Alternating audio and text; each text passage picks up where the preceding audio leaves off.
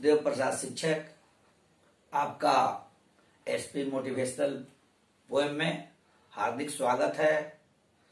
आप सब्सक्राइब कर दे ताकि हम लोगों की दूरियां काफी करीब हो सके और मेरे द्वारा कही गई कविता या गद्य आप तक पहुंचता रहे। तो मैंने पिछले क्लास में पढ़ाया था बातचीत, उसमें कुछ शेष रह गया था, उसके संबंध में आज हम लोग विचार करेंगे। लेकिन मैं पहले आपको एक शब्द के लिए मोटिवेट कर दूं। पढ़ना ही यंत्र है, पढ़ना ही मंत्र है। पढ़ना ही यंत्र है, पढ़ना ही मंत्र है। पढ़ना ही जीवन का सबसे बड़ा मूल मंत्र है। तो आइए, पिछले क्लास में मैंने पढ़ाया था, तो शेष रह गया था, उसका यह रह गया था कि मनुष्य की बातचीत का उत्तम तरीका क्या हो सकता है। तो बालकृष्ण भट्ट ने तो बहुत बातें कही, समझाया, और उनके कहने का अर्थ यह है कि मनुष्य के बातचीत करने का सबसे तरीका अच्छा यह है आत्मवार्तालाप। इंसान को खुद में बातचीत करना चाहिए, खुद में मनन करना चाहिए, खुद में थिंकिंग करना चाहिए। हर इंसान को अगर मनन करे, हर इंसान मनन करे, थिंकिंग करे, तो यह पता चल जाता है कि मुझे क्या करना चाहिए और क्या नहीं करना चाहिए। मुझे जब हम थिंकिंग करेंगे तो मुझे इस बात की निश्चित ही जानकारी हो जाती है कि क्या अच्छा है और क्या भला है, क्या बुरा है। इसलिए उन्होंने यह कहा कि नहीं, आदमी को आत्मवार्तालाप करना चाहिए, क्योंकि आत्मवार्तालाप करने से आदमी को पूरे संसार के बारे में सोचने के साथ साथ अपने भी बारे में आदमी सोचने लगता है और यह इस बिंदु पर पहुंचता है कि नहीं, अपने शरीर से ज्यादा कभी भी मुझे दूसरे का ध्यान रखना चाहिए। मुझे कभी भी ऐसी बातें नहीं बोलनी चाहिए किसी के जिगर को में चुभ जाए, कभी ऐसी बातें नहीं कि किसी के दिल में वह कांटे की तरह चुभ जाए।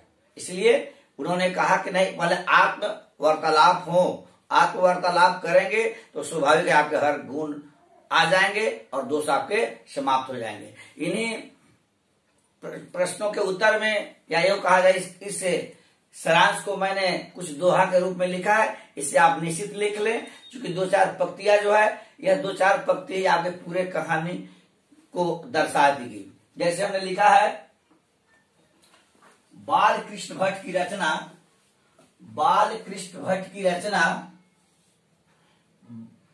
बाल कृष्ण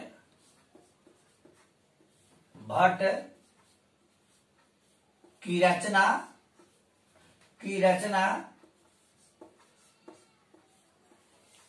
है बातचीत। बालकृष्ण भट्ट की रचना है बातचीत। बातचीत की शैली से ही बातचीत की शैली से ही होती है जीत।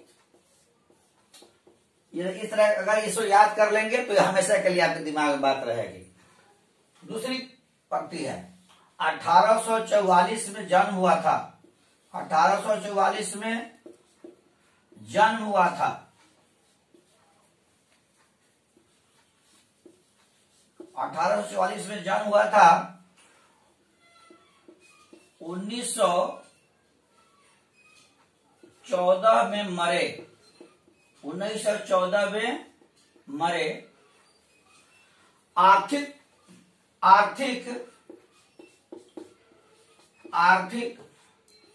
समस्याओं से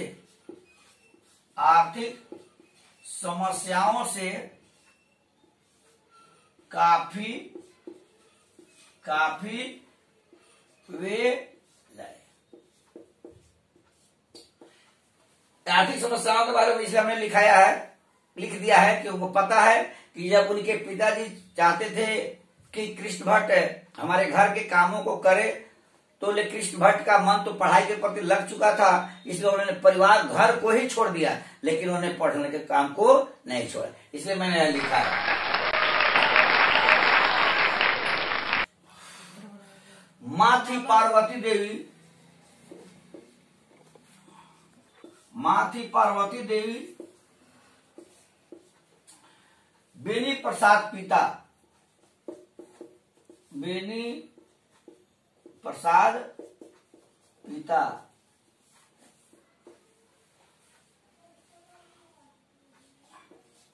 आत्म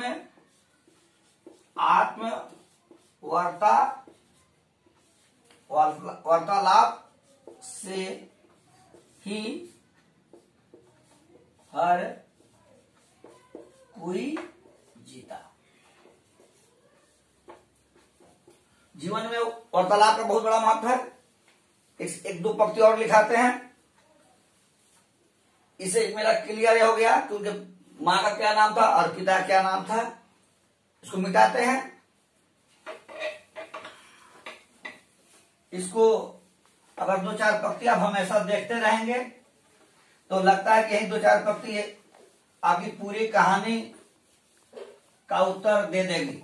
इसलिए मैं चाहूंगा कि पढ़े ही साथ साथ इस कविता को भी याद कर ले। जैसे फिर मैं दो पंक्ति और लिख रहा हूं। वाक् शक्ति ईश्वर का, वाक्य शक्ति ईश्वर का, वाक्य शक्ति ईश्वर का, वाक् शक्ति ईश्वर का है बड़ा वरदान, है बड़ा वरदान, है बड़ा वरदान। इसके अभाव में, इसके अभाव में, इसके अभाव में, इसके अभाव में पशु समान, पशु समान। मैंने पहले भी पढ़ाया है कि यदि वाक्य शक्ति इंसान में न हो, यदि वाक्य शक्ति इंसान में न हो तो आदमी इंसान नहीं है बल्कि पशु के समान है। इसलिए मैं चाहूंगा कि इस पंक्तियों को आप सदा ही याद रखें। दो के बीच, दो के बीच दिल की बातें होती, दो के बीच दिल की बातें होती, दिल की बातें होती। संख्या जब बढ़ जाती तो, संख्या जब बढ़ जाती तो, बढ़ जाती तो राम रमौगल होती, राम रमौगल। मैंने पढ़ाया है कि दो आदमी होता तो दिल की बातें होती, लेकिन जो भी आदमी बढ़ संख्या 3 हो जाती है, 4 होने लगती है, वह दो आदमी जो है अपने दिल की बात तीसरे आदमी को या चौथे आदमी को जानने देना नहीं चाहता है। इसलिए वह अलग विषय से अलग की बातें करने लगता है, या उसको यूं कहा जाए कि विषयांतर की बातें करने लगता है। उसी को हम लोग राम रमौगल कहते हैं। एक लास्ट है मेरा,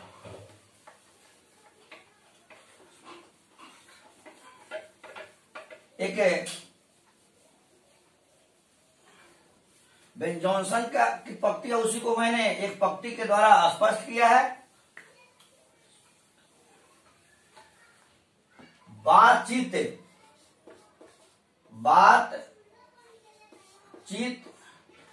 से ही स्पष्ट होता,